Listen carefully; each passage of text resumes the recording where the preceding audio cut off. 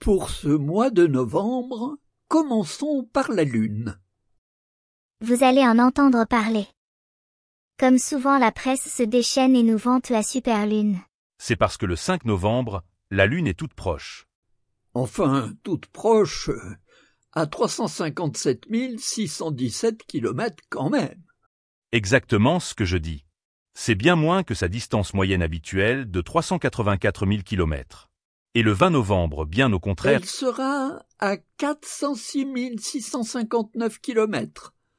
Donc très éloignée, bien au-delà de sa moyenne.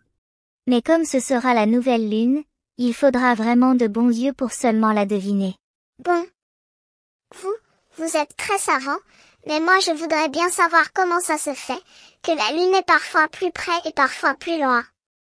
Si tu pouvais m'expliquer. Sans te commander bien sûr.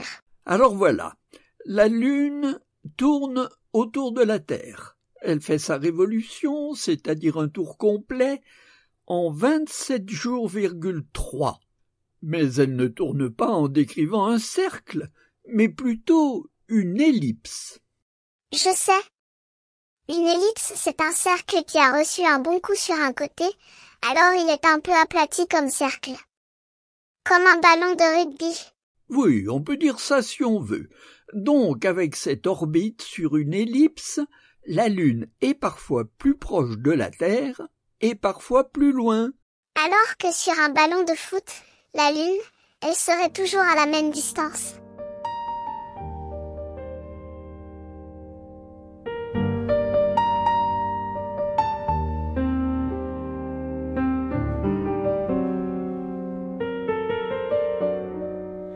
La lune illumine nos soirs d'automne sous les étoiles exactement et vient bercer nos rêves doucement sans nous réveiller.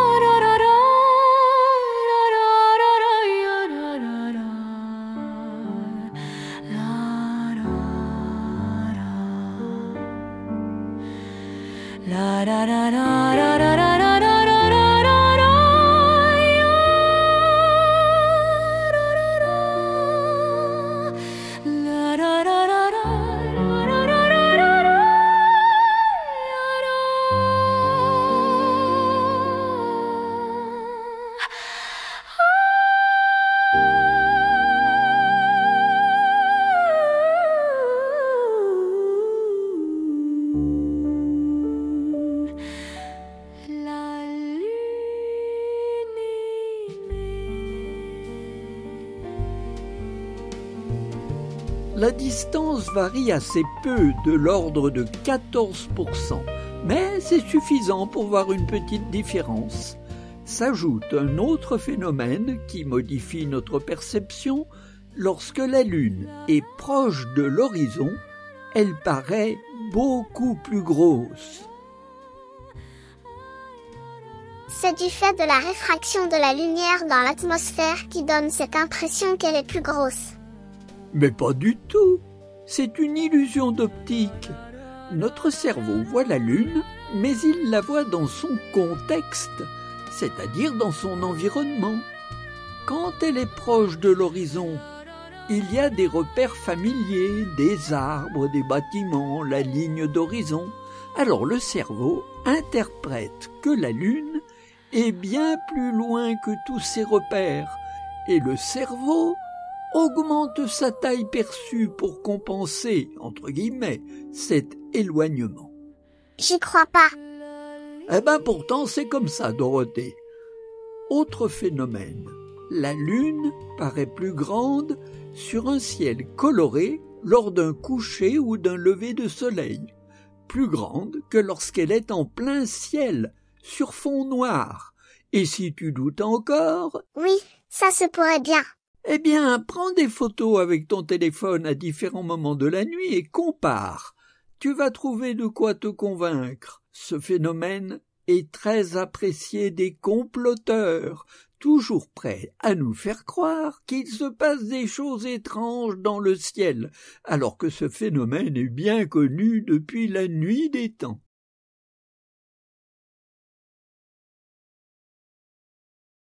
Ma copine Nana, en fait elle s'appelle pas Nana, mais nous on l'appelle quand même Nana. Elle dit qu'elle attend la lune de miel. J'espère qu'elle n'attendra pas trop longtemps, mais c'est vrai que les pleines lunes ont été affublées de noms curieux dans beaucoup de civilisations, et même la NASA s'en est emparée. C'était pour rire, mais ça a ajouté de la crédibilité aux bonimenteurs. Par exemple, la pleine lune de novembre était chez les Algonquins, des Amérindiens. Tu sais où habitaient les Algonquins, Dorothée? Oui, bien sûr, ils habitaient chez eux. Tout à fait. Et c'était ici, dans le nord du Canada actuel, entre les Iroquois et les Inuits. Et c'est les Algonquins qui donnaient des noms à leur pleine lune. La pleine lune de novembre, c'était la lune du castor. Celle de décembre, la lune froide. Et en janvier, ce sera la lune du loup. Mais ça n'était pas une spécialité des Algonquins. Les Chinois avaient aussi leur lune. En novembre chez les Chinois, c'est la lune du sanglier. Chez les Celtes, qui avaient un culte de la végétation, c'était la lune du roseau.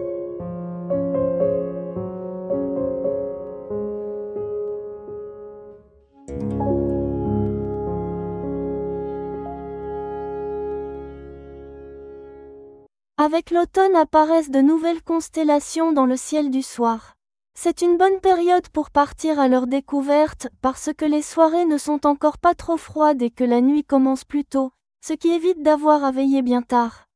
On va en profiter pour une petite révision de notre ciel et pour repérer les principaux points pour ne pas se perdre. Partons en observation, par exemple, le 20 novembre à 8 heures. Mais c'est valable pour tout novembre. Le 20, on ne sera pas gêné par la lune puisque c'est la nouvelle lune et qu'elle ne reflète donc pas la lumière du soleil. On pourrait presque dire que la lune tourne le dos au soleil et qu'on ne voit donc pas sa figure. Mais c'est une façon de parler bien sûr.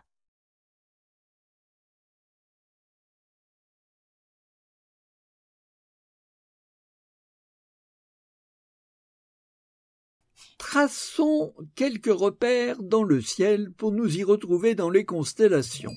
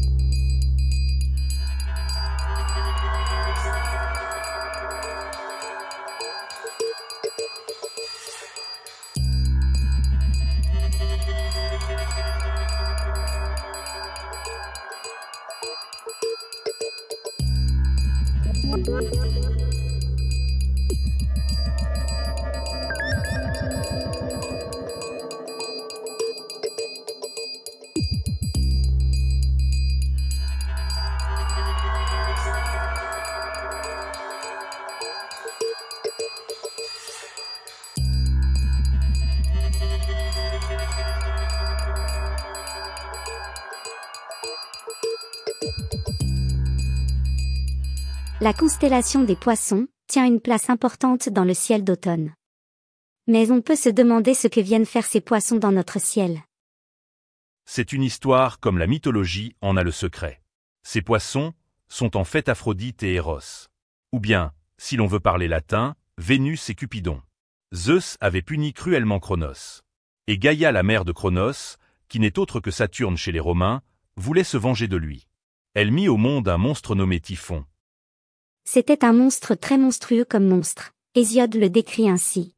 De ses épaules s'élevaient 100 têtes de dragon, toutes crachant des flammes.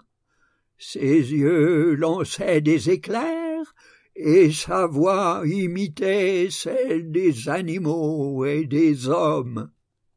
Aphrodite et Eros se jetèrent dans l'Euphrate pour échapper au monstre et ils se transformèrent en poissons, parce qu'ils ne savaient pas nager. Mais alors pas du tout. Ils se lièrent avec un ruban pour ne pas se perdre. Parce que dans l'eau leur GPS, au lieu de montrer le chemin, ils faisaient des bulles.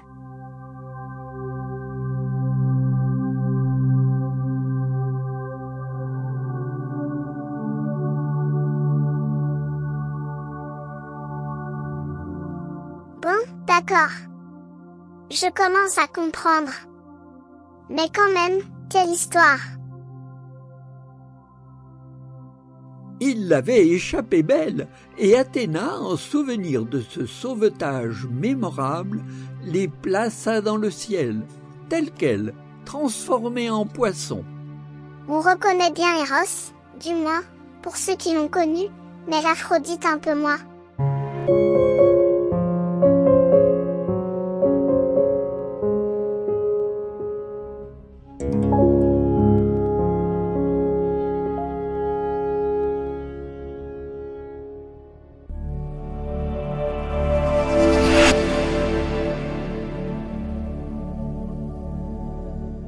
Dans la constellation des Poissons, on peut voir en novembre la très belle planète Saturne. Attardons-nous quelques instants sur cette planète.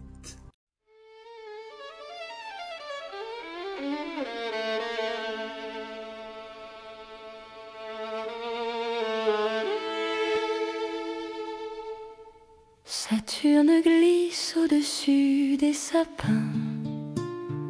Son éclat danse dans le froid du matin. Sous le ciel du Jura cristallin, elle veille sur Montaigu, sereine et lointaine. Sous les étoiles exactement. Sous les étoiles exactement.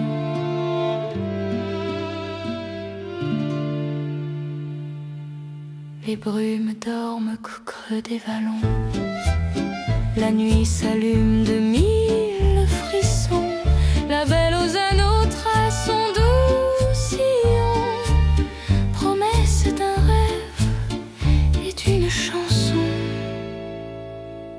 Sous les étoiles exactement. Sous les étoiles exactement.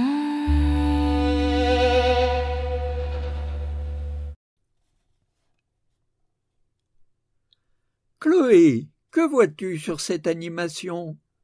Beaucoup de choses. Je vois que les 4 planètes proches du Soleil, dont fait partie la Terre, et qui sont des planètes rocheuses, tournent plus vite que celles qui sont plus externes dans le système solaire. C'est vrai, la Terre fait sa révolution en 365 jours un quart. Mercure, planète la plus proche du Soleil, en 88 jours. Vénus, qui vient ensuite, en 225 jours, puis c'est la Terre. Et ensuite, Mars, en 687 jours. Ça paraît quand même un peu long. C'est pour ça que Mars a 31 jours? Mais non, pas du tout, Dorothée. Ah non, pas du tout. Après les planètes rocheuses, on a la ceinture d'astéroïdes, et ensuite on arrive avec les planètes gazeuses. Elles sont beaucoup plus grosses, et elles sont loin du Soleil. Et comme elles sont loin, elles mettent plus de temps pour faire un tour. C'est comme moi, j'ai tôt fait de faire le tour de ma chambre, mais je mets plus de temps pour faire le tour du jardin. Par exemple, il faut presque 12 ans à Jupiter pour faire son tour, et 29 ans à Saturne, la belle aux anneaux, et pire encore, 84 ans pour Uranus, autant dire la durée d'une vie entière, et carrément 165 ans pour Neptune. Mais alors si Saturne fait un tour en 29 ans, on ne devrait la voir que tous les 29 ans, et pas plus de 3 fois dans une vie humaine. Non, parce que comme la Terre tourne assez vite et sur une orbite plus en dedans, Saturne revient régulièrement dans notre axe de visée depuis la Terre. Exactement. C'est comme si tu es au milieu d'un stade et que tu regardes tourner un coureur. Si tu es assis sur une chaise fixe, tu ne le vois pas passer souvent. Mais si ta chaise pivote, tu peux beaucoup mieux le suivre. Mais que vois-tu encore, Chloé? On voit bien que plus une planète est éloignée du Soleil, plus elle tourne lentement. Oh, je vous en prie, qui c'est qui m'a fichu cette image, hein, ça suffit. Un peu d'histoire. Le 11 novembre 1572, Tycho Brahe, un astronome danois, observe pour la première fois dans la constellation de Cassiopée une étoile nouvelle. Et pas n'importe quelle étoile. Elle est ce soir-là plus brillante que la planète Vénus et elle restera visible pendant 2 ans. C'est une supernova. Elle a une grosse importance historique parce que pour la première fois, il fallait se rendre à l'évidence. Les étoiles dans le ciel ne sont pas immuables et ça, pour l'époque, c'était renversant. Elle a fini par s'effacer et on sait aujourd'hui qu'elle a laissé un rémanent qui se trouve à 7500 années-lumière et qu'on a retrouvé en 1960 avec l'avènement de nos gros télescopes sous forme d'une discrète nébuleuse, toujours dans Cassiopée naturellement. Tycho Brahe a eu beaucoup de chance, parce qu'il a vu aussi la grande comète de 1577.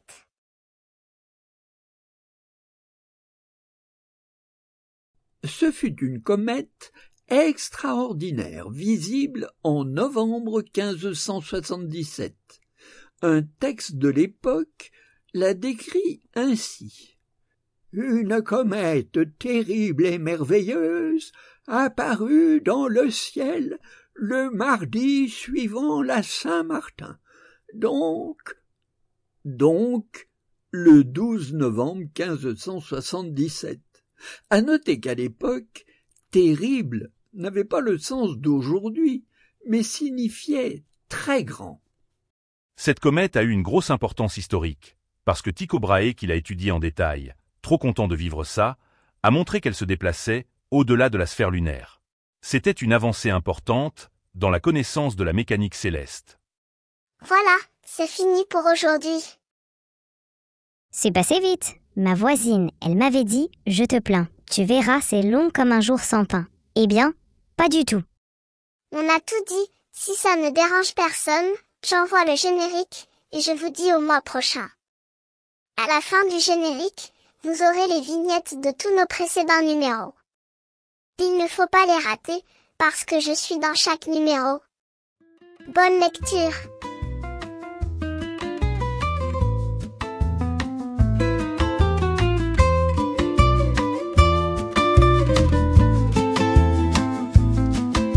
Saturne glisse au-dessus des sapins. Son éclat danse dans le froid du matin. Sous le ciel du Jura cristallin, elle veille sur Montaigu, sereine et lointaine. Sous les étoiles exactement. Vous auriez pas vu une mémé avec des lunettes et l'air un peu perdu? Les brumes dorment au creux des vallons. La nuit s'allume de 1000 frissons. La belle aux anneaux trace son doux sillon. Promesse d'un rêve et d'une chanson. Sous les étoiles exactement. Sous les étoiles exactement.